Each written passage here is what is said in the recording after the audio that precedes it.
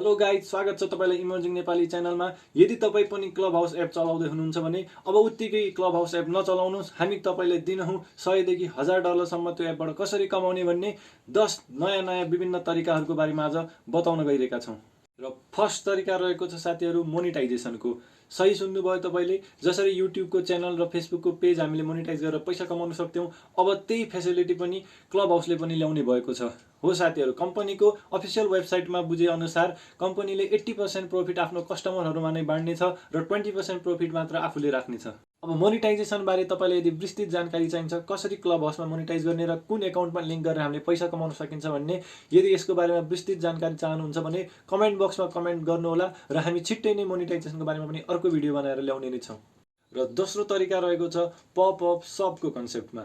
यसमा चाहिँ तपाईले के हुन्छ भन्दाखेरि कुनै पनि ग्रुपमा गएर आफ्नो सामानहरूको प्रचार प्रसार गर्नुहुन्छ र एउटा ग्रुपमा त्यहाँ 5000 जति मान्छेहरू हुन्छन् र एकैचोटि तपाईको प्रोडक्ट 5000 मान्छेसम्म पुग्छ र तपाईको प्रोडक्टिभिटी एकदमै बढ्न जान्छ। र यसरी एउटा तरिकाबाट तपाईले आफ्नो सामानको प्रचार प्रसार गर्दै टन्न लाभ पाउन सक्नुहुन्छ। तेस्रो तरिका रहेको छ साथीहरू रन एएमई को कन्सेप्ट। यसमा चाहिँ तपाईले के गर्नुहुन्छ भन्दाखेरि आफूले क्रिएट गरेको रुमभित्र यदि कसैले इन्ट्री गर्न चाहन्छ भने त्यसको लागि एउटा इन्ट्री फिस राखिदिनुहुन्छ। यसबाट पनि तपाईको कमाइ हुन्छ। र यही भित्र अर्को कन्सेप्ट के छ भन्दाखेरि तपाईले कुनै ठुलो मान्छेलाई बोलाएर त्यहाँ क्वेशनको आन्सर दिनलाई राख्नु भएको छ भने त्यो क्वेशनको आन्सर सुन्नको लागि त्यहाँको मेम्बरहरूले चाहिँ पैसा तिर्यो भने मात्र त्यहाँबाट सुन्न पाउने, यस्तो व्यवस्था पनि त्यहाँ मिलाउन सकिन्छ।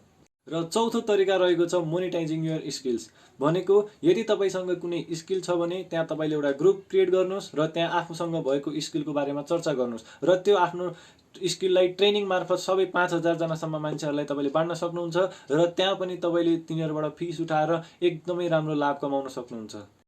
र पाँचौं तरिका छ स्पोन्सर्ड रुमको कन्सेप्ट। यदि क्लब हाउसमा तपाईको रुम इन्टर गर्नको लागि धेरै मान्छेहरूले फलो गरिरहेको हुन्छन् भने तपाईहरूले ठुल्ठुलो कम्पनी जस्तै बियर कम्पनीहरू, गोल्ड स्टार जुत्ता कम्पनीहरू, यिनीहरूको लागि रुम नै स्पोन्सर्ड गरेर त्यहाँबाट उनीहरूको प्रचार प्रसार गरेर त्यहाँबाट पनि पैसा कमाउन सक्नुहुन्छ।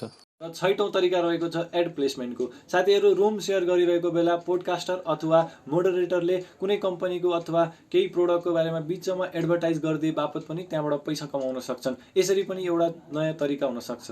र सातौं तरिका रहेको छ पेड गेस्ट होस्टिङको।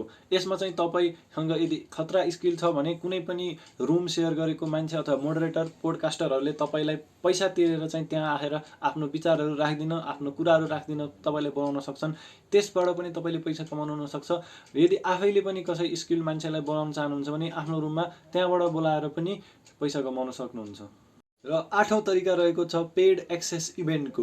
यसमा चाहिँ के हुन्छ भन्दाखेरि तपाईले कुनै ठुलो सेलिब्रिटीहरू अथवा सिङ्गरहरू अथवा पोलिटिसियनहरू अथवा कोही पनि ठुल्ठुलो मान्छेहरूलाई पहिला नै प्री बुकिङ गरेर यो दिन सेड्युल गरेर यहाँ हामी यस रुममा बस्नेवाला छौँ भनेर प्रचार प्रसार गर्न सक्नुहुन्छ र त्यहाँ सुन्नको लागि पनि फिसको सिस्टम लगाइदिनु भयो भने तपाईले एकदमै धेरै त्यसबाट पनि कमाइ हुन सक्छ।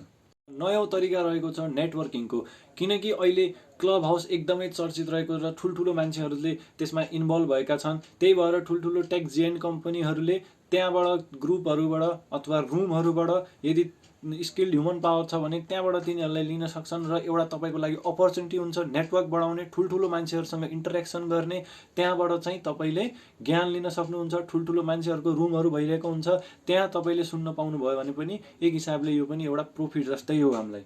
लास्ट बट नट लिस्ट साथीहरू, तपाईहरूले यदि यो 10औं तरिकामा चाहिँ अझै 10औं तरिकाहरू छन् जुन वेबाट तपाईले क्लब हाउस एपबाट टन्न पैसा कमाउन सक्नुहुन्छ। अहिले क्लब हाउस एपले अरू एपहरूसँग पनि इन्टरेक्सन गरिरहेको भएर तपाईले आफ्नो कन्टेन्ट क्रिएटर हुनुहुन्छ भने अथवा स्किल्ड कम्पनीको मेम्बर हुनुहुन्छ अथवा आफ्नै कम्पनी छ भने त्यहाँ प्रचार प्रसार गर्न सक्नुहुन्छ, गेस्टहरू ल्याउन सक्नुहुन्छ, नयाँ आफ्नो एडभर्टाइजमेन्ट गर्न सक्नुहुन्छ। यस्तो थुप्रै वेजहरू छ।